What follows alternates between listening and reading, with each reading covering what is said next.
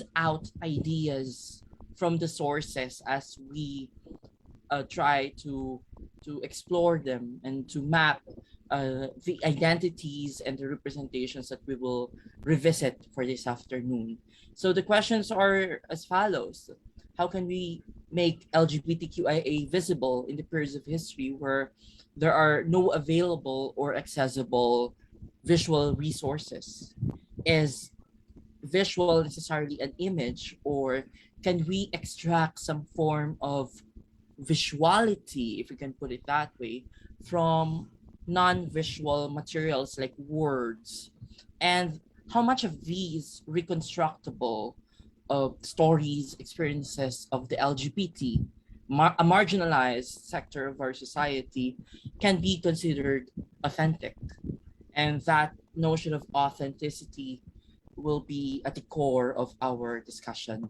So, okay, now for the first part, okay, the intersections of the LGBT history, the multimedia, and visual culture, let's just dissect the concept initially, so we're all guided, no? So when we say multimedia, it's a combination of two words, multi, which literally means various, multiple, many, in many forms, and media literally means a medium, a vehicle, or a means that can allow us to transport an information from one end to another, spatially and temporally.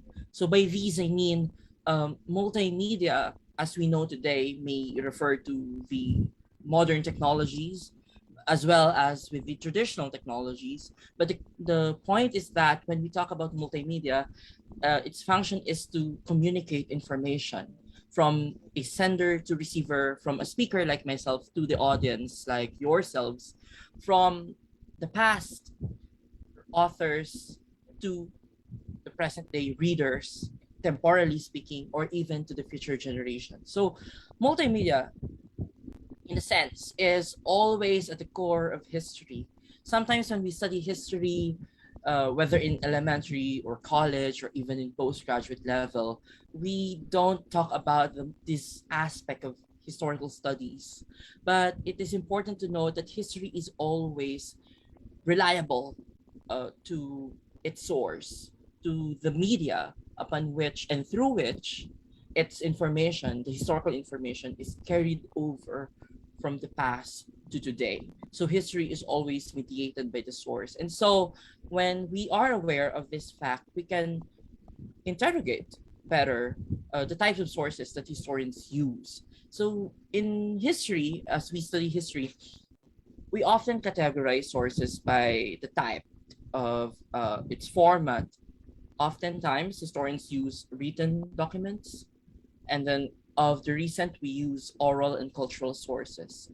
And for this afternoon session, most of the materials that we will use will be derived from the cultural, in particular the tangible materials, the artifacts, the visual culture, from films to social media, okay?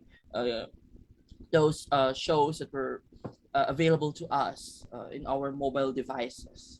But we will not just examine visual sources, but we will try to put the visual in conversation with the textual. And in some ways, we'll interrogate how these two can complement each other. So even social media, just to note, like Twitter, Facebook, and Instagram are being used by scholars of the late as resources in writing history. This is quite novel, a technique or an approach. Not all historians are open to this kind of approach, but as I observed in some of the prominent scholars that we know, they use data from social media, like let's say the number of tweets, the algorithm of words, as uh, a jumping off point when they are trying to tease out historical narrative. So like comparing what the category might mean today vis-a-vis what it might have meant in the past. So why is this important to know these distinctions about multimedia, about history, and why is it important to know these things in relation to LGBT representation?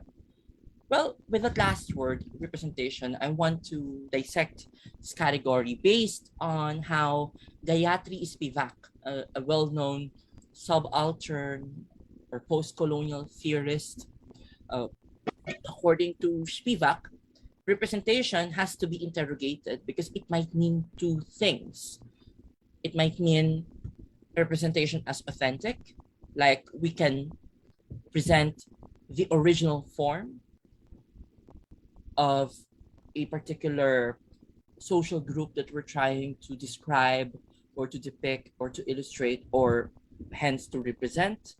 Like, uh, let's say when we are examining visual forms of how it must be like to be an LGBT person in the past, uh, does that mean that the representations that we are providing, okay, based on the sources, are the actual? So that's representation as authentic on one hand, but on the other hand, Ishpivak is leading to another question, like uh, representation as proxy. By that, she meant that uh,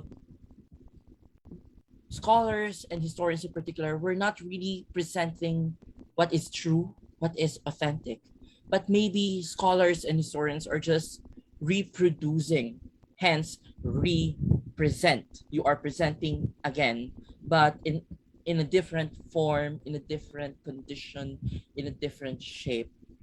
So this is a really an important point whenever we are trying to talk about how historians reconstruct events and how historians provide representations for formerly marginalized groups and or maybe up to now are still marginalized groups, like uh, how much of these representation really parallel with what these people experienced way back in the past. Was the representation that we are seeing now in fact uh, accurately capturing the essence of the struggles, okay, of these groups of people, in particular the LGBT, for this session. So these two concepts of representation as authentic and representation as a copy, as a proxy, as a simulation, I want you to keep these nuances of representation in mind as we dissect the LGBT for this session. So what about those parts of history with no available illustrations, like in the early colonial history, like in the Spanish period or during the American period, where photography was not yet available during the Spanish period, and then during the latter part of the Spanish period and during the American period, uh, photography was like limited to a number of people who have access to it. How about those who are marginalized in society in terms of gender and also of being economically disenfranchised, who cannot afford to have photographs? How can we access their visual representations? So my answer to that, and this is a methodological argument that I'm trying to work on for a paper I'm preparing. Uh, we can borrow the techniques of the ancient Greeks.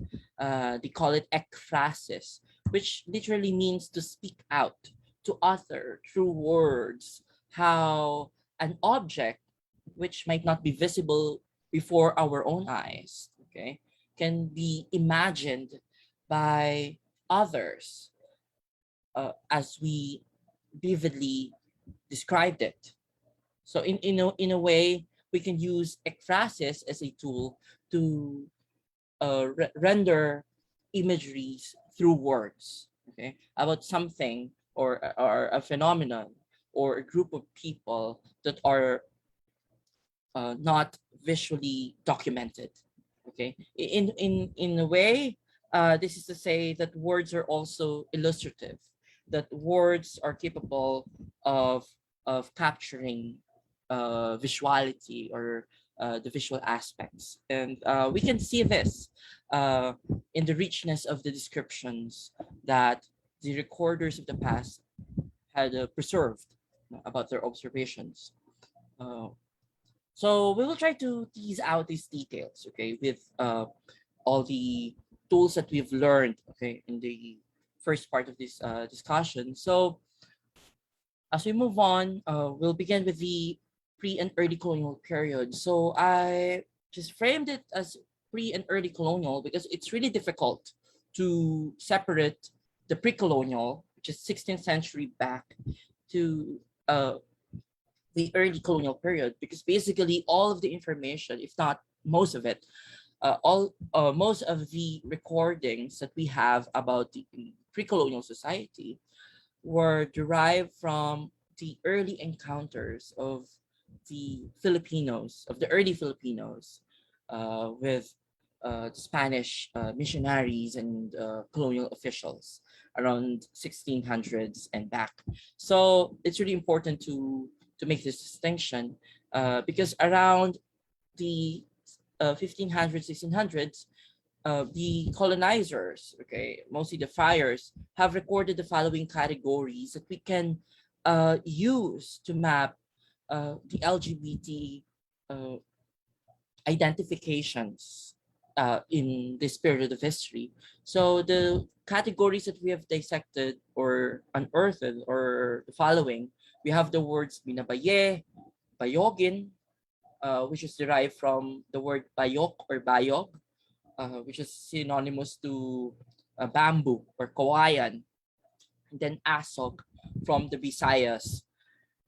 These three terms were pertaining to what we might call today as trans woman, or a person who's born male but whose gender identification and behavior parallels with being feminine or woman.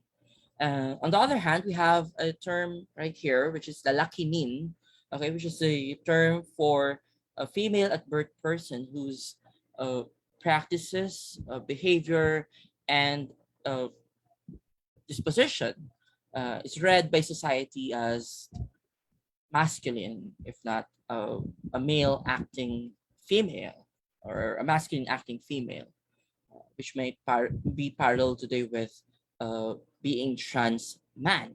Okay. But I'm trying to be careful with the categories that I use because the modern day terms that we have were not yet available at this period in history. So we need to be very careful with how we deploy our modern day terms. So here is an example of how to ekphatically read the visibilities or the visual renditions of that are related to LGBT persons in the past. So we have here a screenshot of a text from Pedro Chirinos, Relación de las Islas Filipinas, published in 1604. Forgive me for this typographical error right here. It was published in 1604. And in this text, Chirino described a trans woman shaman, okay, which we may call now babaylan or Catalonan. But since this is from the Tagalogs, the binabae babaylan or the trans woman shaman amongst the Tagalogs were called bayogin, okay, around 1500s, 1600s. So the bayogin here is described as someone who's doing infamous sacrifices for, according to the Spanish colonizers, the devil. And of course, we know they're pertaining to our anitos or our pre-colonial deities. Okay. And they describe the bayogin, the babaylan, the trans woman babaylan, as someone who had braided her hair, okay? And he wore it particularly long, like that of a woman, okay? And then there's this part of his discussion where this male babaylan, after being baptized and eventually became Christian, he cut his hair publicly, and that signified his cutting of ties with his power as a priestess of the old, and now embracing he's becoming a Christianized convert. Okay? So aside from that, we can also read some ekphrastic descriptions about the same figure, the Bayogin, okay, from a 1590 document. Okay, this is a manuscript. It's a handwritten document. It's called now the Bachelor Codex, okay, named after the scholar who purchased it from an auction around early 1900s. It is also called as the Manila manuscript, by most scholars. And here, the Bayogan is described as ordinarily they're dressing like women, and they're very delicate and prancing in manner. They're so effeminate that if you do not know them personally, you would take them as women. So there's this assumption of having a binary framework, like the Bayogin is a male at birth, and then they're acting as women. So they're not real women. That's the perspective at the time. So you can imagine, you can see how the people in the past viewed or visualized the figure of a Bayogin or a trans woman shaman. So the colonizers view them as males but acting as women. Okay, and then there are further descriptions right here that they do not reproduce, okay, but they marry other men and they sleep with them like husbands and wives, and they have carnal knowledge, okay, and are very submissive. Uh, so here, based on those documents in this slide, what we can see are modern day or contemporary reconstructions, okay, by artists on how the pre-colonial trans women shamans might have looked like. So this is the multimedia part. So you can see that a modern day graphic artist drew an image of a possible male trans gender babaylan or bayogin. So similar to how Chirino described a bayogin, this graphic representation is uh, showing the babaylan as, or the bayogin as, wearing a braided hair, which is very long. That's why it's so voluminous right here. You know? But we don't see the grimace and all the acting uh, of the doing the performance or the ritual that's dedicated to the devil, so to say. But that part, that performance of a ritual, can be viewed in the film Kamakalawa. This is an early 1980s film by Eddie Romero, directed by Eddie Romero, starring Christopher De Leon and others.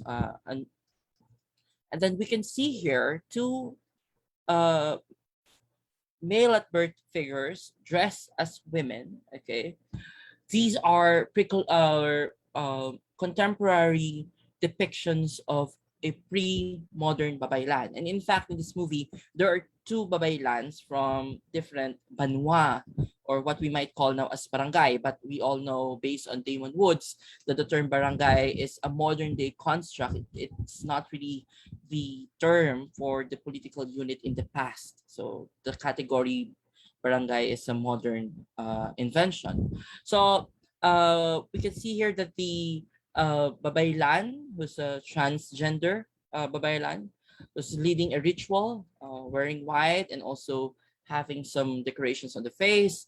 The other one here from a different banwa is dancing, okay, in this scene. So these are stills, okay. So she's dancing, asking for the guidance of the spirits of the mountain. And then around that scene, the two barangays or two banwas, okay, were about to fight one another. So this film effectively visualized the prominent role or position in society that these trans women, bayogins, occupied. And if we read further in that excerpt from the Bachelor Codex, you would read that the pre-colonial babaylan or bayogin were really of a prominent position. They occupied a prestigious office during the early Philippine society. So from the pre-colonial, I want you to transport forward to the Spanish colonial period, which can be framed between 1565 to 1898. Okay, so roughly 333 years. In this period, we can find very few sources about the LGBT, and most of these sources were just textual. So what you see here are again screenshots from digitized documents uh, from the 17th, 18th century. So what we have here on top is from Gaspar de San Agustin's 1787 document, Compendio de la Lengua Tagala, but originally it was published much earlier, I think in 1720s. This is a republication of the same document. And Gaspar de San Agustin mentioned lalaking babayinin and babaying lalakinin. So these would parallel with trans women and trans men respectively today. So lalaki at birth but acting as babayinin or femininely. Okay, and babayi or female at birth but acting as lalakinin or masculinely.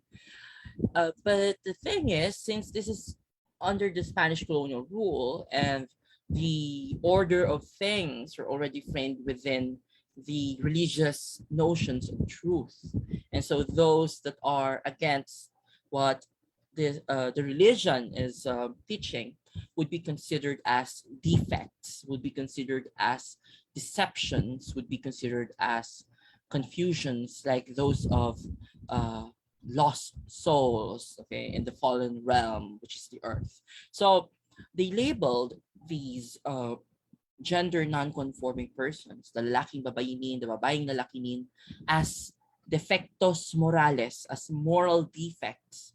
So you see how they visualize. They imagine being gender non-conforming as dirty, something that belongs to the fallen realm, okay, that needs to be purged.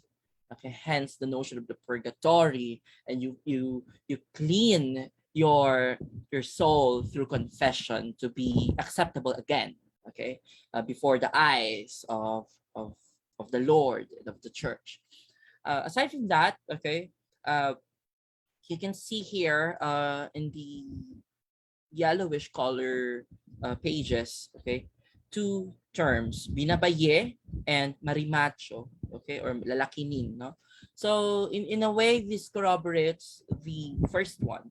So interestingly, this is from Noceda and Sanlucar's 1754 Vocabulario de la Lengua Tagala, the first version of that dictionary. And this was republished or recompiled uh, twice after 1754, one in 1832 and another in 1860.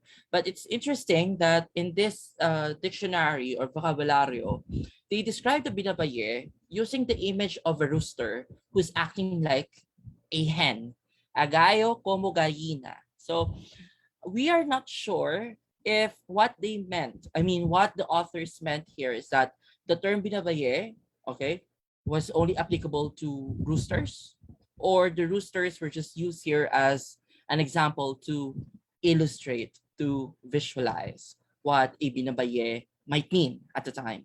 But after this definition, you have the word hermaphrodito, okay, which is we will dissect uh, shortly. So after binabaye, you have lalakinin. So what is lalakinin? Lalakinin, again, is a female at birth who's acting masculinely.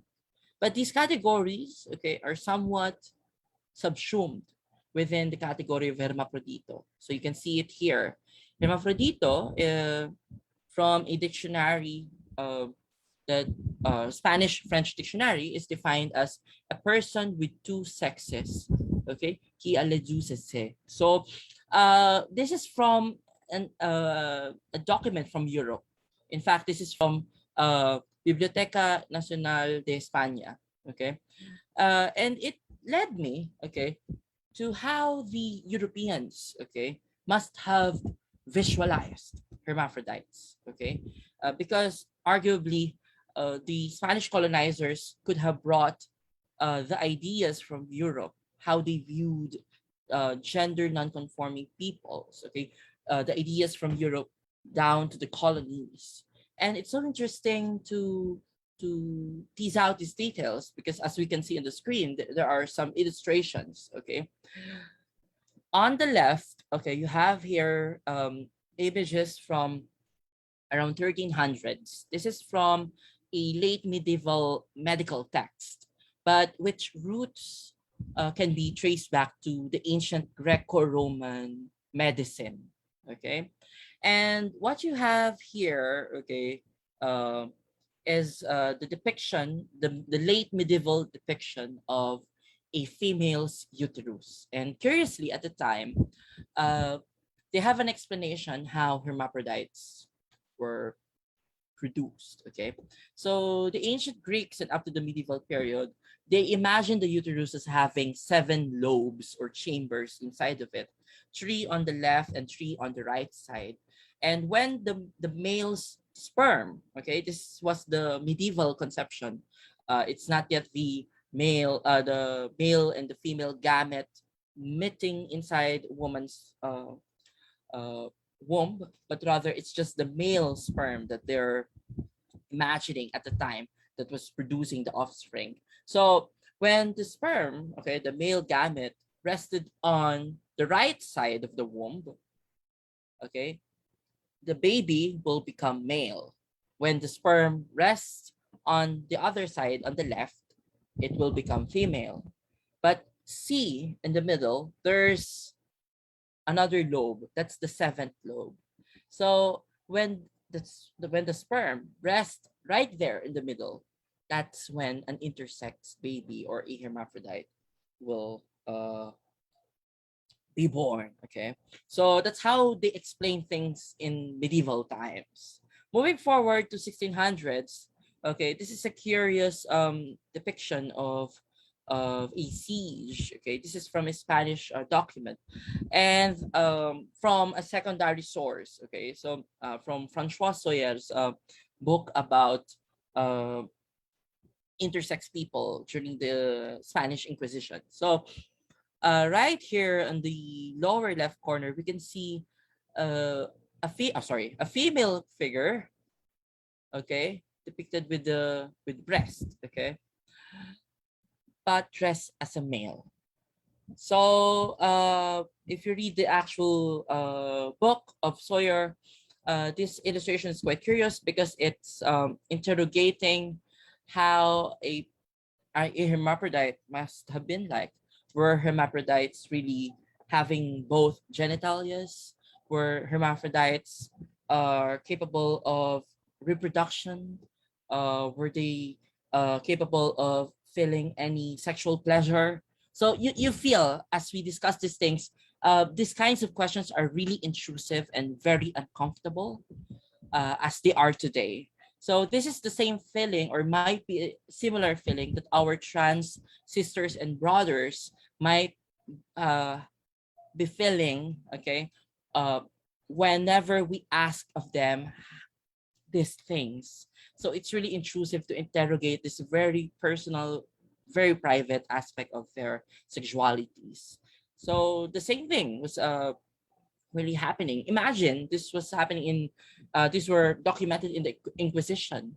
A hermaphrodite had to present himself or herself or themselves, okay, before the court and prove that they are hermaphrodites or they are not hermaphrodites. So it's really complicated process way back then. So right here is a Philippine case of hermaphrodites as recorded by Francisco Combes in Mindanao. So what we have here is the case of a bido, no? According to Combes, this bido was called a labia, no? At the time, okay? So these are male at birth persons who are gendered feminine. They do occupations reserved for women. Their actions, their behaviors, their identifications are similar to that of women. Okay, but there's a reading by another scholar of Janel Garcia about this account in his book Philippine gay culture, and where Garcia teased out of the very peculiar curiosity of a friar such as Combes himself concerning the sexuality of this labia, or of this bido, or of this hermaphrodite. He was so curious that he said to the people of this banwa that he will not officiate the mass unless they were able to capture and present this hermaphrodite before him, this intersex person before him. So and it is documented right here. Okay, so and then he said at the end of that paragraph that he baptized the intersex person and named him Martin. And then this is where the queer or the homoerotic part emerges. Okay, he satisfies my hopes and hastened to me every time when I afterward visited his village. Okay, very punctually and always with some special refreshment both for me and for him, who in my company had acted as his sponsor. So there's really like a very homoerotic reading that uh, you might feel when you read the actual source. And even the actual Spanish will render the same thing. And that's what Garcia had provided in his book in Philippine gay culture. In case you're interested, you may check on that chapter on the Babaylan. But this one, this is from the late 19th century. Okay, this is the case of Baldomero de Leon. So who's Baldomero de Leon? Now, Baldomero de Leon is one of the revolutionarios during the Philippine-American War. And there is this news clip from the Manila Times. And this was reported by Beto Campo in one of his books.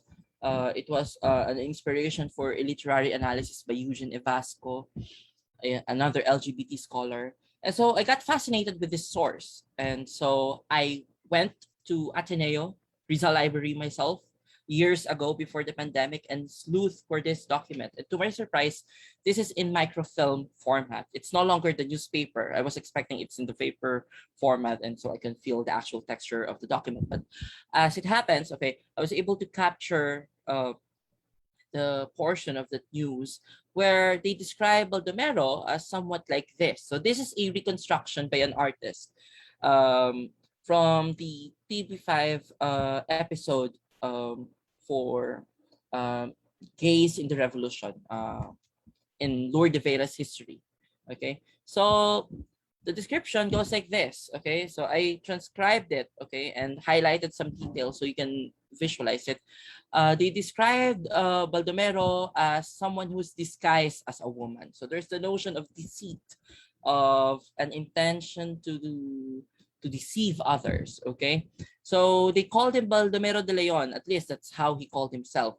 And then he was described as somewhat disguised as a woman in company of two girls carrying a basket, and within it, possibly some arms, okay, guns, and amongst other things. And then because of that suspicion, they were arrested.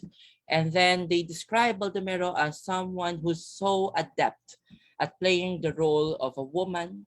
And it reached the point that even the chief of the police could not assure of the sex, if he's male or female, because Baldomero was so convincing, okay, as a lady, as a woman.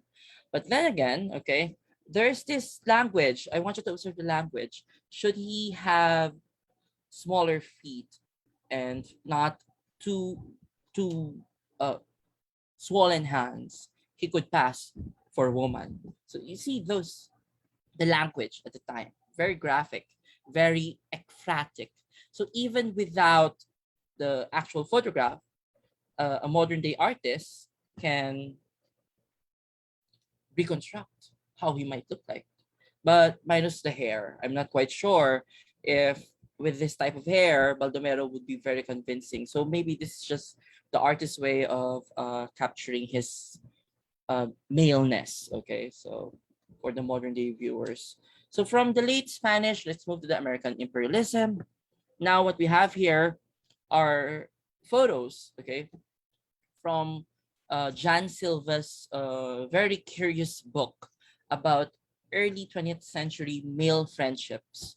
So it has been a meme in social media that whenever historians see intimate relationship between two persons of the same sex, historians would call it friendship. Okay, so maybe that's what Jan Silva was trying to refer in this work. So uh, what you see here are photographs of men, okay, who are so intimate with one embracing another guy to the point that it might tease you to think that, oh, these two might have been in a sort of an intimate relations with one another. And some pictures, okay, or photographs that Mr. Silva had curated so well in this book have accompanying descriptions. This one on the right mentioned that in this photo there's a hidden symbol in it. So up to now, I'm not quite sure what's that hidden symbol. I can't see any hidden symbol, or maybe what's hidden at the time is so obvious to me today. So I do not know. So, but in line with that, I saw a similar, quite similar rendition, okay, from an archive. This is from the microfilm collections of UP Diliman from the Multimedia collections. And this is a news about two businessmen, but the description about these two businessmen who became friends, okay, and even their wives also became friends with each other. The language is so romantic, it's so vivid that it might pass for a romantic novel. uh, see it in Tagalog right here, but if you translate it to English, okay, it will go like this: time moves as if destiny weaves the golden thread of a pure union, which will be fastened into two hearts leading toward one another. Thus, the day came that those two hearts would meet and make an engagement. And this is really interesting. I mean, the I cannot present the whole you narrative here because it might take so much of our time. But in essence, these are the insights that I derived from there. Okay. It's so interesting that the narrative described their hearts as catching each other's will, that their spouses, okay, were just mentioned once in one sentence in this very lengthy description. So in a sense, their wives were uh, relegated from the story. Okay, and all in all, as I read the document, it appears that doing a close reading or a queer reading of this document, it appears that this is more of a homosocial bond or relations more than homosexual. So a similar case we can read amongst the ilustrados like Rizal, Antonio, Luna, and amongst others. They would band together like Indios Bravos, okay, and just like any other ilustrados in Europe, and they're really upholding their fraternal brotherhood or their brotherhood, no, their fraternity, but that doesn't mean that they are homosexuals. It's just that they have very intimate relations with one another. And then there's this very controversial letter of Rizal to Blumentritt where he called Blumentritt as mi querido amigo or mi amigo querido. But judging it with the standards of the time, to call someone querido is not something that people would frown upon, but it's just an expression of your care and your intense love for someone who's really close to you, like a brotherly love, not really romantic or sexual uh, to that extent. So from the American period, there are more documentations in the American period, but it's best to move to the next one. So let's try to discuss the Japanese occupation from 1941 to 45. What we have here on the left is the image of the actual person, Walter Dempsey Jr. He was born as Walter Dempsey Jr., but he self-identified or she self-identified as Walterina Markova. who's a self-proclaimed comfort gay. Now, in history, it's still contested whether his claim that he is a comfort gay uh, can hold water, okay, against the critical historical method, because there are no others who can affirm or confirm that such a case, a comfort gay, just like comfort women, exists. So, his story, okay, or Walterina Markova's story, is so interesting that in 2000s, uh, there was a film, okay, shown and that reconstructed his story, okay, and it was played by Dolphy. So you see here the younger version of Markova, played by Dolphy's son, Eric Kizon. Okay. So it's really an interesting film. Okay.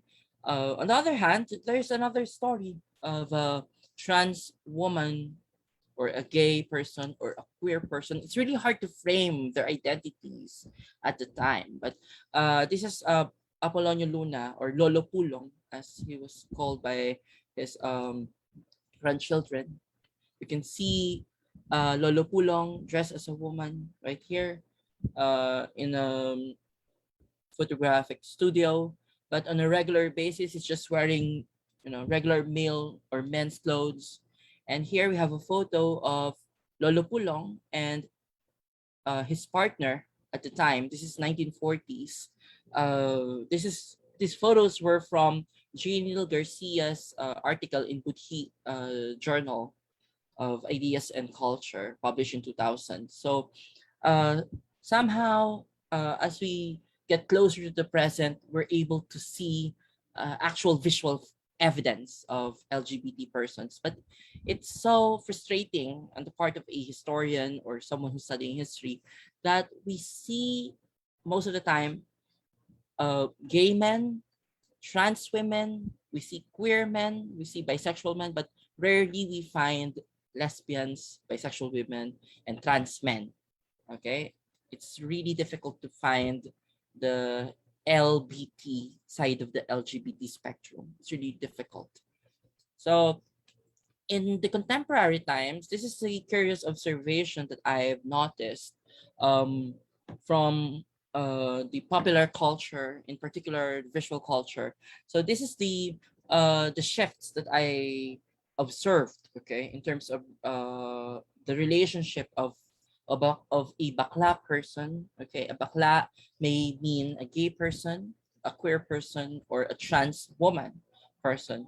And then lalaki, of course, is male. So in the 60s and 80s, it's just acceptable at the time, maybe tolerable, not acceptable, to have a macho lalaki, okay, a so-called straight man, having a relation with a bakla or a binabaye. Because at the time, they framed the bakla as a counterpart of babaye, of a babae without the female reproductive organ. So with that kind of framing, okay, bakla assumes the role of the woman, and so the lalake's masculinity is undisturbed. It's unquestionable. That's why you have the figure of the macho dancers. You have the figure of the bakla as very feminine.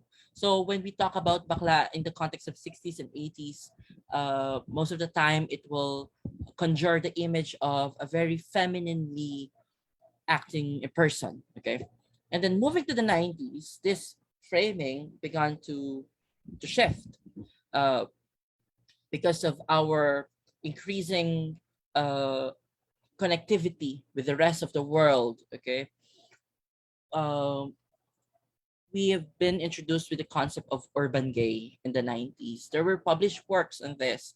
We have the notion of the paminta. We have the notion of silahis, okay, or gay persons who were acting as if straight men, okay. And this figure disturbs the relations between the bakla and the lalaki as macho, where at the time, when you see a bakla person with another male person, okay, the latter supposedly straight, people in the 90s would begin to question the sexuality of the supposedly lalaki. It was around the 90s when the notion of a male having a relation with a bakla, okay, becomes questionable. Like if you have a relationship with the bakla, then you're also a bakla. So that's the notion. So this is being disturbed in the 90s. And then around 2000s and up to the present, there's an increasing proliferations of these representations. So we have the concept of gay, we have the concept of queer, we have the concept of now the LGBT. And then at the time around early 2000s, you have the M2M or MSM, men to men. And then the notion of bi, which is uh, mistakenly used for a person who's straight acting, but really it pertains to someone who's I mean, when you say bisexual, it means you're attracted to both sexualities. And then in the modern social media, you have the mask for mask, no trace. These are in the gay dating apps. So these are kind of problematic terms because when you say mask for mask, it's masculine for masculine gays only. So you are marginalizing gay people, queer people, or trans people who are not masculine enough for your standards. And no trace is a literal translation for the Tagalog, hindi halata. Okay? And then you can compare these terms with these corresponding examples. In the 60s and 80s, let's say, when you see two gay person, two bakla persons having a relationship with one another, people would call it lesbianahan, cannibalism, or pompyangan, or clash of the symbols. So you see that representation of clashing. Okay, and then in the 90s, it's the time that the term pamin and pagirl were invented or started to circulate. That's also the time that the metaphor of lalik and baccarat, two well-known brands of crystals, were used to describe. Lalik means lalaki, baccarat means bakla. And then in 2000s, you have the paminta becoming pamintang durog or pamintang buo. So if it is buo, the paminta or the straight acting gay male is very convincing. If it's durog, well, it's otherwise. So here in the 60s, you have, oh, sorry, I moved. Okay. So in the 60s, you have Dolphy films, which are in a way helpful in tracing or reconstructing how the past might have imagined gay, queer, trans people. But it's also problematic because the way Dolphy's depictions of the bakla, okay, in the 60s and the 70s, captured or represented being gay, Dolphy films framed the bakla as a comedic figure, as an object of ridicule. It ossified the stereotypes, okay, and the stigma surrounding the gay people. Okay, and then you have here three uh, uh, legends of the cinema, of the Philippine cinema, of the second golden age of Philippine cinema, national artists. You have Lino Broca here on the top right, you have Ismael Bernal on the lower right, and you have Caben Cervantes right here. These directors were also queer people, and in their films, they try to represent queer narratives as well. For instance, you have um, right here an early film of Lino Broca in 1970s. It's called Tubog sa Ginto. This particular scene is really controversial at the time, and the critics really acclaimed it because at the time there's this extreme censorship for the Bomba films, for nearly pornographic depictions. But Lino Broca was so convincing in the way he represented a homosexual relations between Christian, the driver of Don Benito, which is played by Eddie Garcia. So here, Mario O'Hara, the driver, pulled Eddie Garcia's hands and put it in his crotch. And at the time, this is a red flag for the critics. But this was so convincing and it was so logical for the scene because around this particular part of the movie, there's a child right here looking into what's happening. And this is the son of Eddie Garcia, played by I forgot the name of the actor. um, anyhow, this is an earlier depiction of a male acting gay person. Okay. Then in the following decade, there's this movie Paru-Parong Booking in 1985. This is a particular scene where the gay men were cruising, or they're looking for a hookup, okay, in contemporary parlance, okay, or um, and then as the scene progressed, okay, the guys that they met on the park were actually hold-uppers. So they ended having all their belongings, including their own clothes, stripped off of them. So this is partly comedic also. So you can see the influence of the comedic representations of the bakla from Dolphy transgress and progress up to the 70s, 80s, and even after now, we have comedians. Okay. And then around late 90s up to 2000s, there's an increasing diversification of how gay men, okay, and queer people became depicted or represented or visualized. In the late 90s, there's this curious film, it's called Pusong Mamon, where uh, there's this gay couple. One is straight acting and one is hyper femininely acting.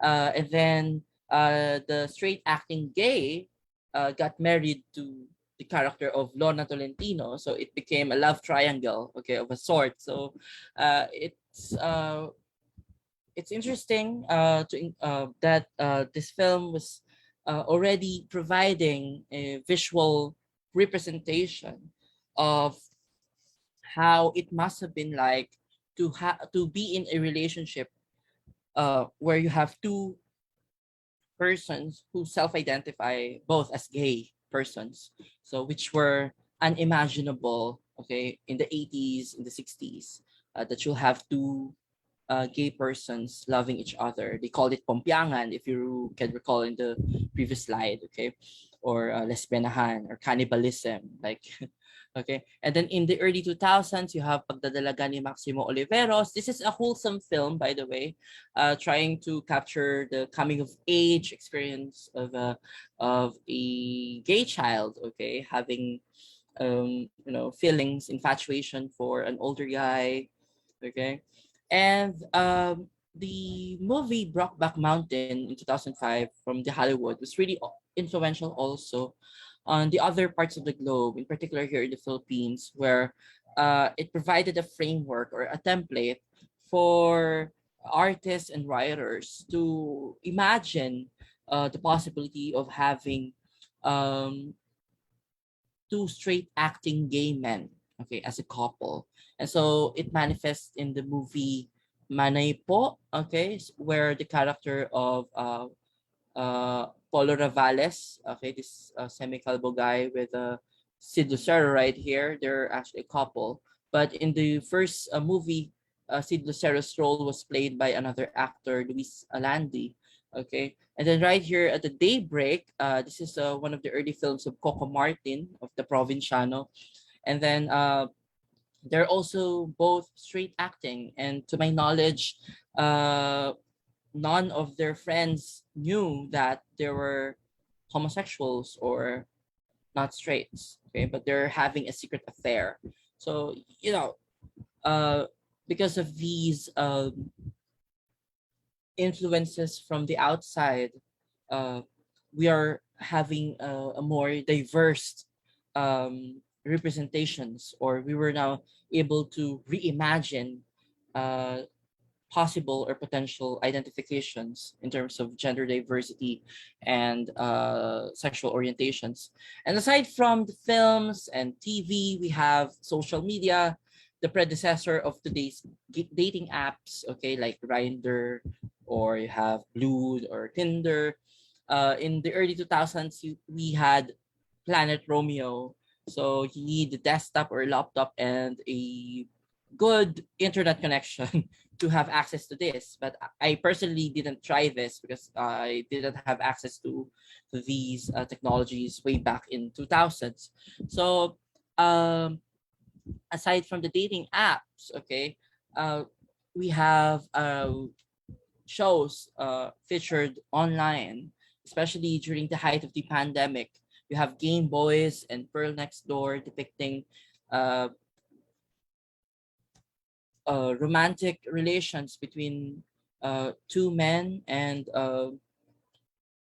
a gender non-conforming female in the character of Pearl, okay, respectively.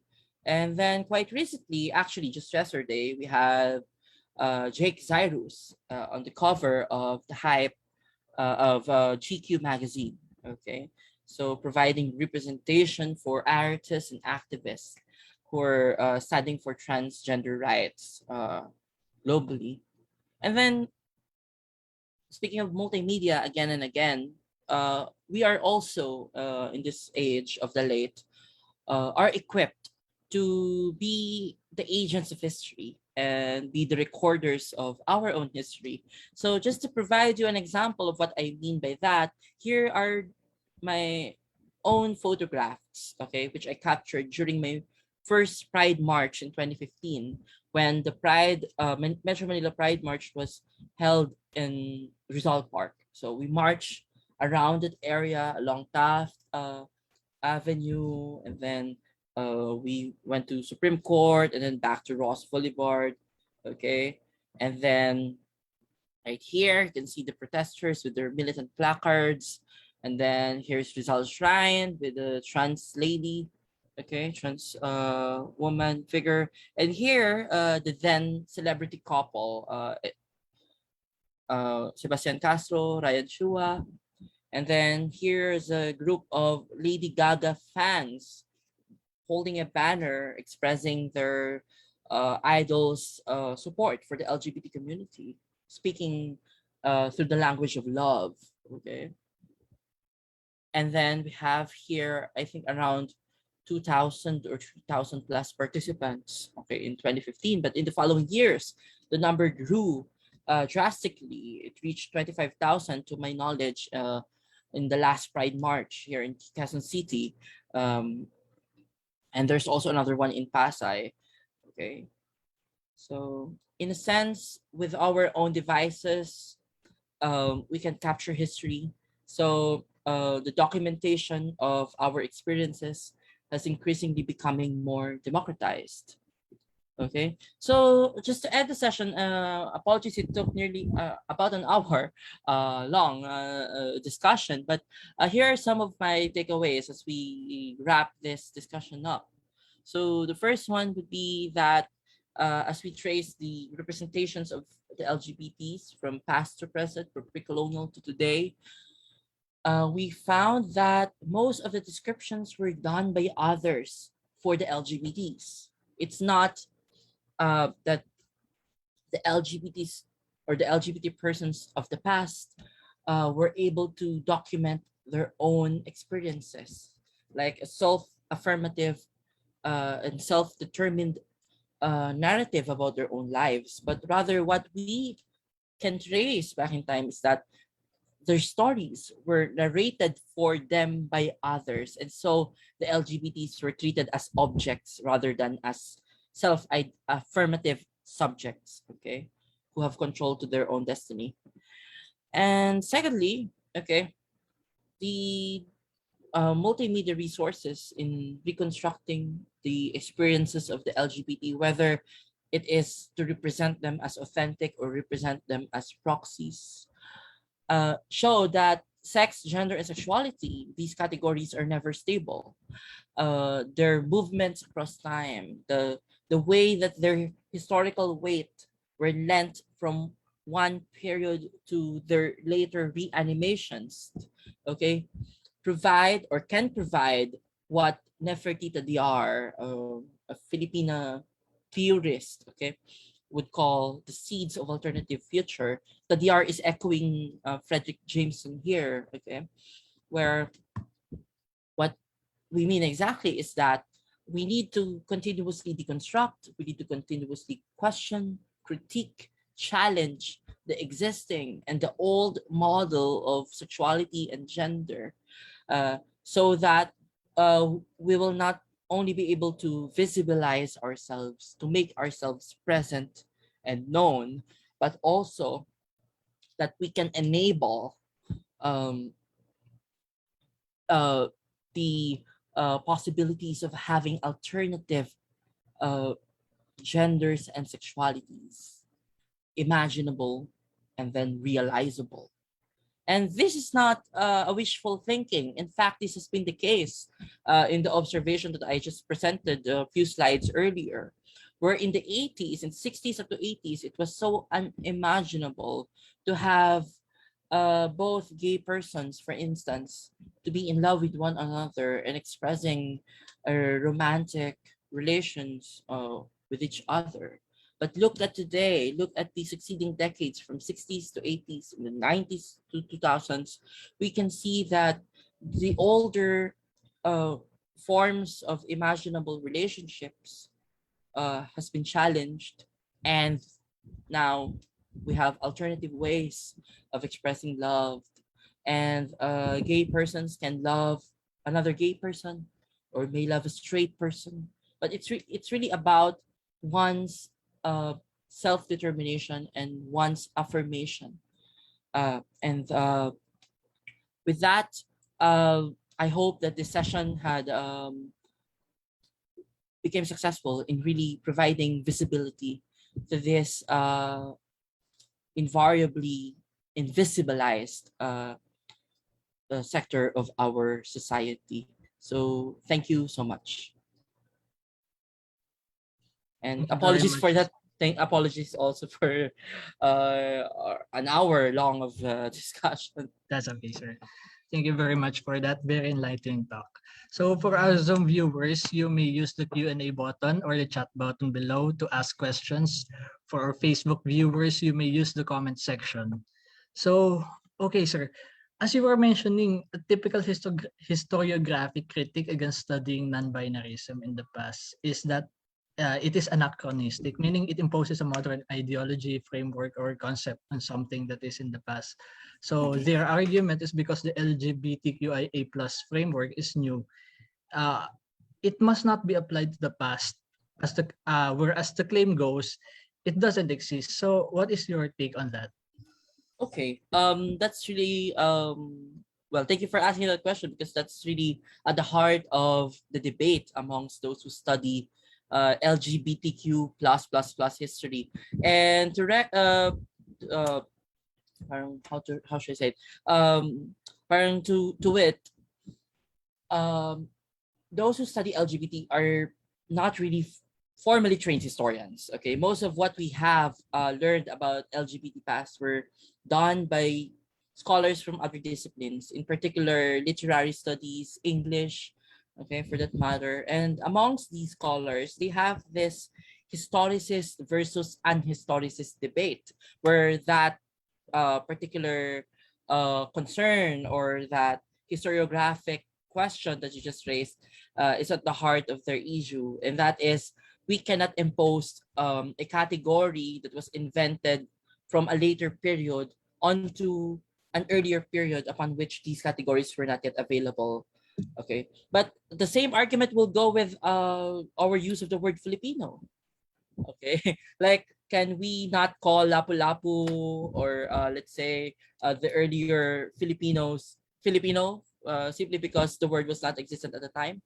There's this practice in history, we call it historical imagination, and there's this book by David Stanley where he mentioned and actually he clarified that historians, whether we like it or not, whether we admit it or not, we always insert modern day concepts whenever we study the past.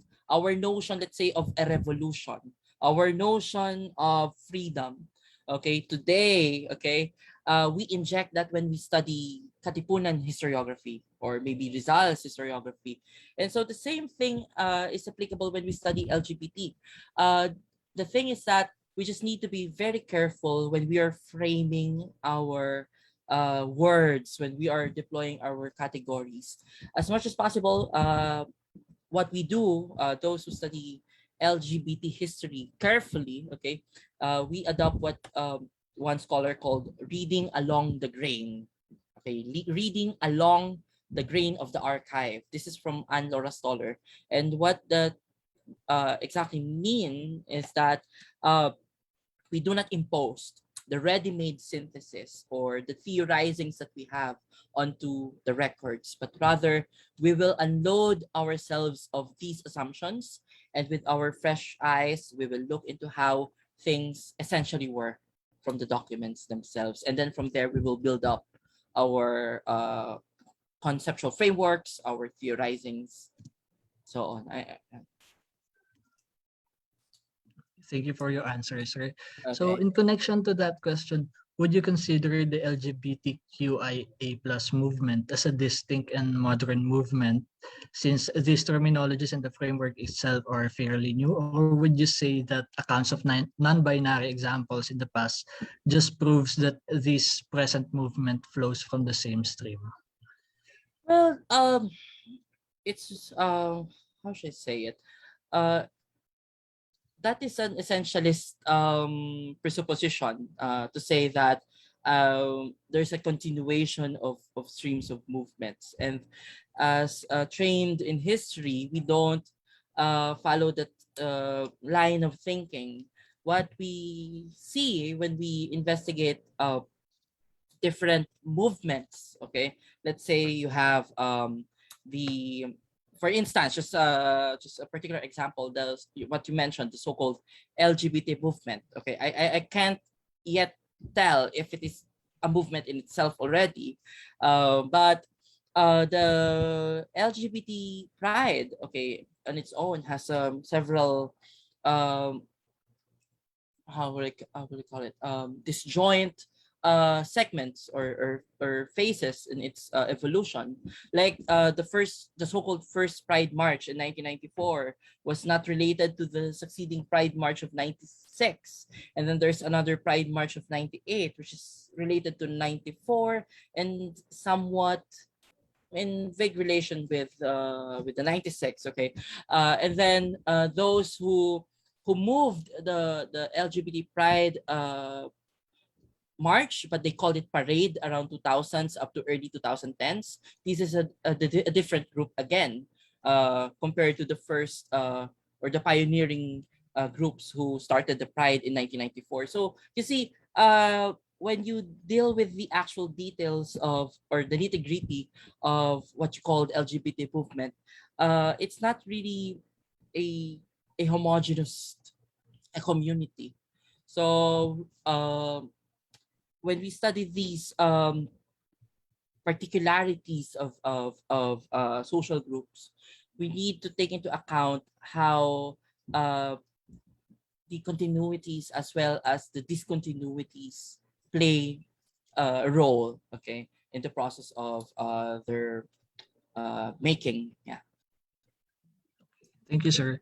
So in your presentation, there is centrality on the ekphrasis. So would you Okay. say that this ekphrasis blurs the line between written and visual sources? Well, using the word blur, okay, it reminded me of Jacques Rancière, okay. That is similar to his notion of the census. But what we're trying to do here is not really to blur, but rather to put into conversation the visual and the textual, instead of blurring, because the visual sources, okay, have different ways of being decoded, okay, and it so happens that most of us in history are not trained to dissect visual sources. Unfortunately, we don't have that much time to dissect, uh, iconography and then semiotics. But to me, it's really that we need to put them side by side to enrich one another, instead of just having one and then letting go of the other. And I think that's the case currently with history. We over rely with textual form, and even the way we teach readings in Philippine history, for instance, in college level, we just transcribed the contents of the primary sources, but we are leaving behind the actual textures of the source. Like the students couldn't see how the document really looked like the folds and the dog ears and the watermarks in the document. For a historian who's dealing with the actual grains of the archives, this is a much exciting aspect, the more exciting part of historical writing, I must say, and research. Yeah. So as you were mentioning, most of us in history are not trained to deal with visual sources. And currently, there is this preference over visual evidences, so photos, videos, or vlogs. And so would you say visual evidences are better in doing gender histories? Well, I don't want to put things in a hierarchical fashion that you would grant value on one over the other. As I mentioned, I want to put them in conversation with each other or with one another. Um, I think the way we should look at the sources or the archive in general is that it is or it has to be multi-sensorial. We have to engage all of our senses whenever we want to reconstruct a particular episode of the past. And that's what I demonstrated here because other researchers of the LGBT, let's say during the early colonial periods, they would just focus on the textual aspect. Oh, this is the Bayogi and this is the role and this was her functions, her powers, or something like that. But they will not focus on the visualities and how uh, the figure of the pre-colonial Babaylan or the Bayogin or the Asog must have been visualized or imagined at the time. And when we engage that aspect of our sensation, which is sight, we are allowing the mind of the eye to play a role in the way we reconstruct history. In that way, we're able to communicate not just the message but also the forms, the textures, and the feeling. This is what another scholar would call the epistemic anxieties. I mean, the affects, the emotions can also be carried over by the documents, not just the content or the information, which is the legacy of, the Enlightenment tradition that is just purely logical minus emotions and minus all the viscera, etc.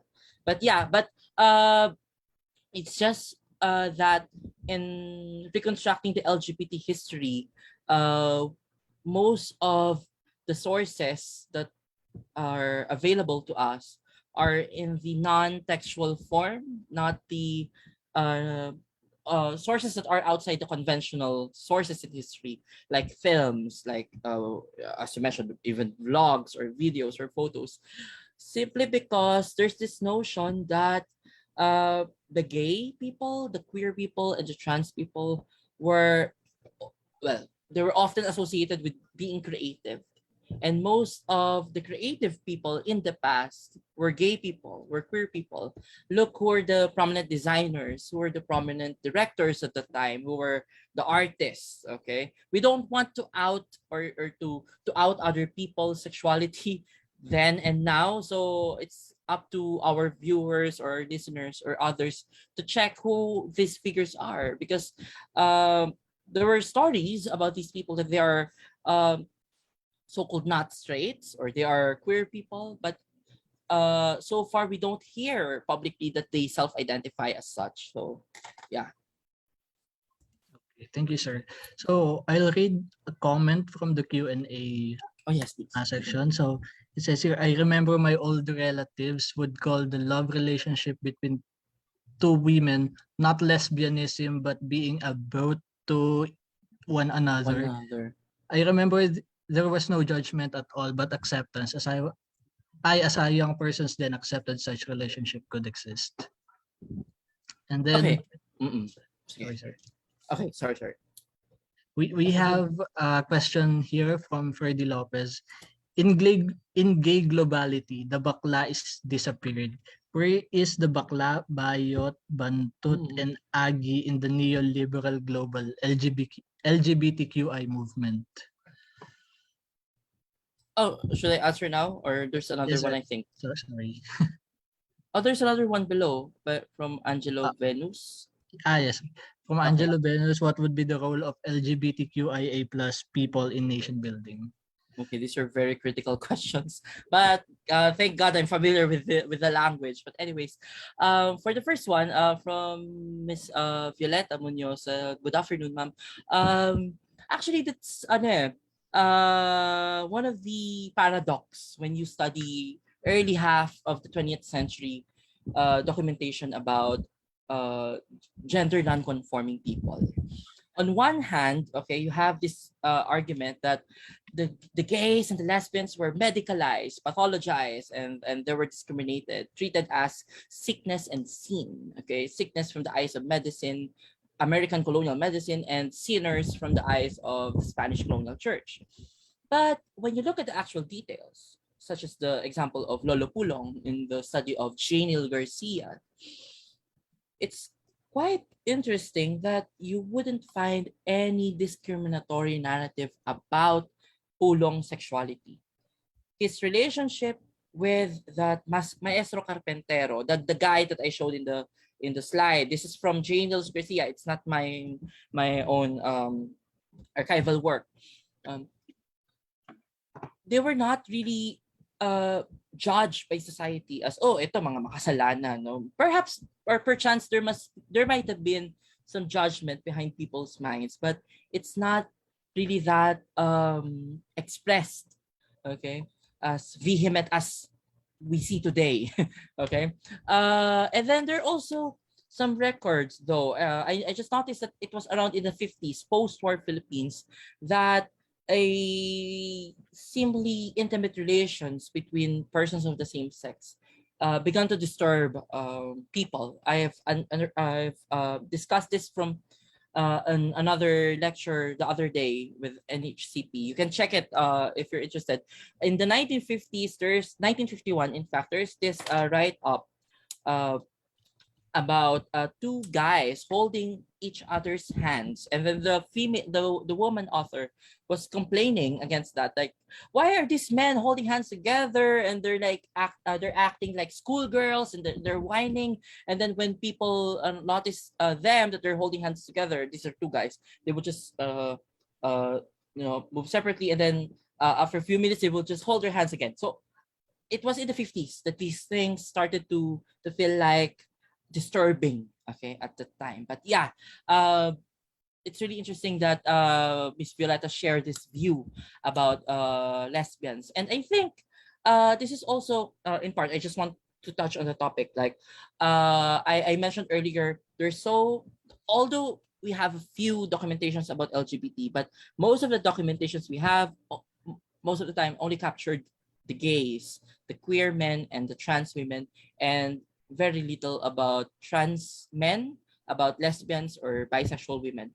And I think the reason is that the figure of the lesbian is not that threatening to the, you know, androcentric or patriarchal or male dominated society, unlike when you see a male at birth person acting femininely.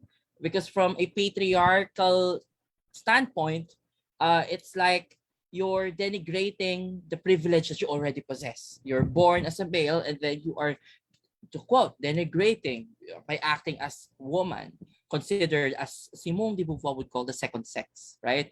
So maybe that's also the reason why these example of the Boo or the two women, not lesbianism, having an intimate or a close relation with one another, not considered as disturbing because they are not a threat to the existing order of things. So just that's just one. Another from Ferdy Lopez. I'm so sorry. So gay globality. This is a concept from Bobby Benedicto. In 2008, he published an article titled "The Specter of the Bakla." Okay, and according to Benedicto, the notion of gay globality, for those who are not familiar with it, is that uh, in the age of social media, of internet, there's this increasing interconnectivity amongst gay men across the globe, okay, through social media apps or through dating app sites, okay, especially those hyper masculine acting gay men who would have their bodies, buffed and you know um, um they would consolidate their identifications, their practices into this image of a global gay ideal, where you have to have this very hyper masculine macho physique, and you have to have a straight acting disposition. And when you act like a bakla or a very hyper feminine lower class type, that's the description of Bobby Benedicto, you will be rendered obsolete. You will be rendered as a pre-modern sexuality. So, but the thing is, in the way Lopez framed the question is that um, the bakla has disappeared. I think that's what he's trying to insinuate in the first part. But he's asking now, where are the bayot, the bakla in the neoliberal order? The thing is, they are not erased. They are simply discriminated against. But following the same argument of Benedicto, they are still around because they are necessary. They are the existentially necessary other for the gay global to exist. Okay. In short, imagine the gay global self is using the bakla, pre-modern, obsolete as the other, okay, in order to distinguish the gay hypermasculine self at the expense of denigrating the bakla, the bantut, the bayot. And in the neoliberal order of things, the late capitalism, where is the bakla, where is the bayot? At the surface, prima facie, I would say a large segment of these hyper feminine, if you may put it that way, uh, bayot, bakla, they're at the margins of society because their visibility in terms of their gender expressions delimit them of access to resources and to education. But the things we're seeing now has been shifting. Okay, like it's increasingly becoming, I can't say acceptable, but in practice it's more tolerated to have bakla as a CEO, bakla as a celebrity, as an influencer. So this figure, I think they are reworking, okay, and now we are seeing these bakla, the bayot and the bantut, capitalizing on their what do you call it, frivolities and the excessive the decorative stylistic style of being gay that's very excessive in terms uh of what's the term of that frivolity and this excessiveness, as we observe, become their content in social media. And so we are watching these bakla, the gays, as they entertain us in TikTok, in YouTube. Okay, so the gay and the bakla has been, revamping. Okay, and that is the essence of neoliberal capitalism. You will capitalize and capitalize then and again on things that are around you. Okay, and so capitalism in its neoliberal form was able to latch on the supposedly pre-modern, the supposedly obsolete, and now, as we see, they're not obsolete. They're now the fashion, the fad, in current state of social media. Third question, sorry, it took me so long to process this idea. So, but I'm quite fascinated with the questions. Okay, role of LGBTQIA in nation building. Okay, well, how to say this? Okay, as I always say, LGBTs, we are everywhere. Okay, in the pre-colonial past, we're part of the history. Even it's still debated if the LGBTs occupy a prominent position or we're just marginal in terms of our roles as babaylans or whatnot. Uh, and then the LGBTs now are part of the growing workforce, of the growing for this might sound I'm aligning with capitalism though, but this is observed in the 70s, okay, that the gays and the lesbians, that was the language at the time, were um, increasingly becoming visible as a market force. And there's this article in 1970s unearthed by Gio Garcia in his book Philippine Gay Culture. I was trying to sleuth out this write-up by Josie Darang, but I couldn't find an actual copy myself. But she called the gays and lesbians as a third force, and she's calling for the people in the 70s, for the Filipinos in the 70s, to be more open and accepting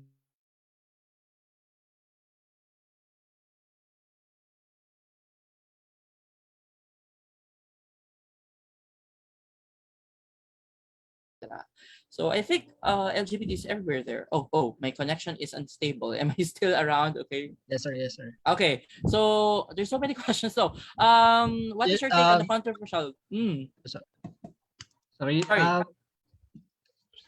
Proceed, sir, on that question. Okay. Tapos, last question na po tayo. Sige. I am not a biblical scholar, so I cannot comment on these David, Jonathan professing of love. But this is also a debate amongst queer theologians.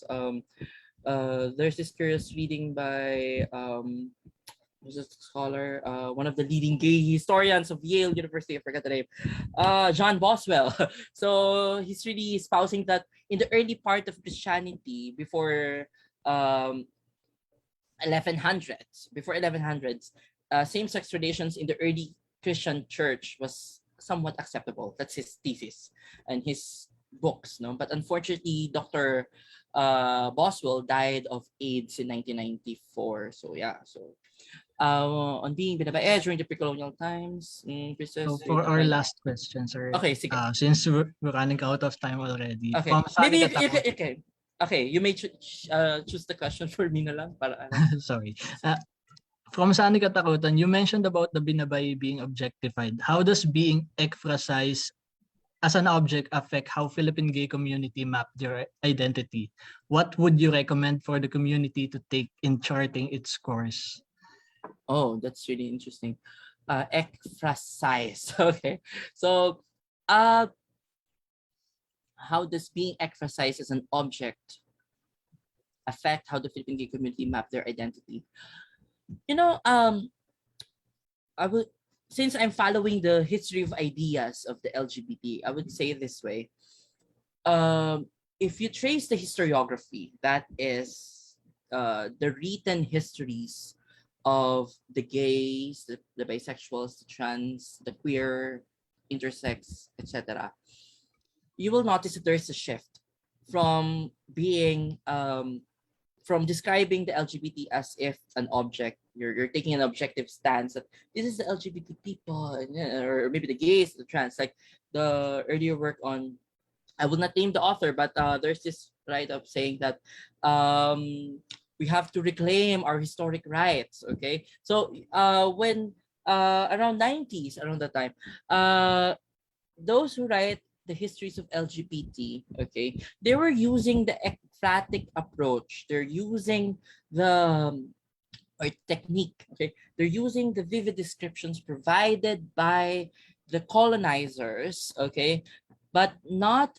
to remain objective, but rather to reclaim. Okay, to reclaim that description, and in the process, these authors somehow they violate the historical canon, okay, of historians.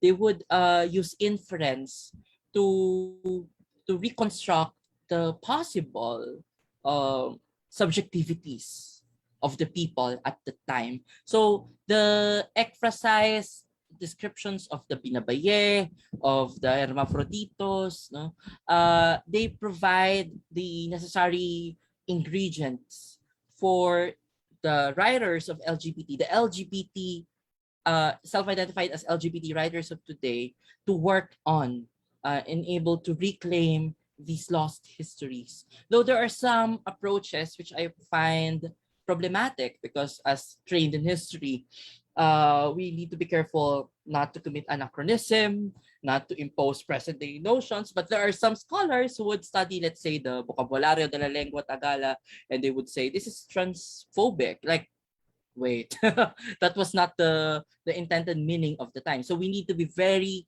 careful. I'm not against with such poetic rereadings of historical sources, but we just need to be very careful to the point that we are not imposing the what we call the ready-made synthesis, okay, onto the past. Because after all, what we want to have is representation as close to the authentic, the Verstehen, the truth in German, okay, not a dartelling or a proxy. Okay. Yes. Okay, thank you, sir. So, okay, we have exhausted our time already and extended a bit, actually. So, this has been a very fruitful discussion, but unfortunately, we must conclude now. So, to end this, Sir Gio, any final message to our audience? Oh, okay. Sorry. Final message with all the questions in mind. Well, I'm really thrilled. I'm so delighted that the audience or participants. I don't want to call them audience because to say that they're audience, they're just like, you know, Yes. like undead or I don't know. But it's really engaging. It's really interesting that we find a number of questions here that are making us rethink and rethink. And these are really helpful in moving the conversation about the LGBT history forward for people like myself, for researchers, for school. Well, if I can call myself a scholar myself. Um, but my message, maybe some of us who are listening are not yet friendly toward LGBT people. So I'm addressing this to those who are still having the, you know, not that open mind toward the people of different gender and sexuality. The reason why we do this kind of webinar, the reason why I do personally this kind of research is that we want to change our perspective about the present day conditions. We don't want to remove you of your rights uh, because some people might think that when we are advancing the rights of the LGBT people, we are removing certain groups, inherent rights as citizens or what have you. But we want to provide a perspective for us ourselves and you also to understand what our experiences, our struggles were like and remains to be up to this moment. And the reason why we want to offer this perspective because we want to change our mindset. And when we have a better mindset, a more open perspective to be welcoming toward this kind of conversation, we can become, as I always say, we can become the safe space for each and every one of us. And I think that's what we want to achieve, to create a safe space, not as a literal space outside of this webinar, but to be the person who's the safe space ourselves. So thank you. Let's be the safe space. Thank you very much, Sir Gio. This session has been very enlightening. So, to wrap up our session for today, I'd like to promote our social media pages. The Intramuros administration is on Facebook, Twitter, Instagram, and YouTube. And if you missed any of our previous episodes, you can still view them on our YouTube channel, including this one, if you came in late or if you want to review this again. And please don't forget to hit the subscribe button. For this month, there is no registration page yet for the ILS session. So please stay tuned on our social media pages for any announcement regarding that. But to spill a bit about it, our next topic will be about the coastal defense of Manila Bay during the Second World War. So again, watch out for our announcement on that. And lastly, we have an online exhibit at Google Arts and Culture. So if you haven't yet, check it out. And that's all for now. Thank you everyone for attending and thank you very much, Sir Gio. Okay. Thank you. Thank you, everyone.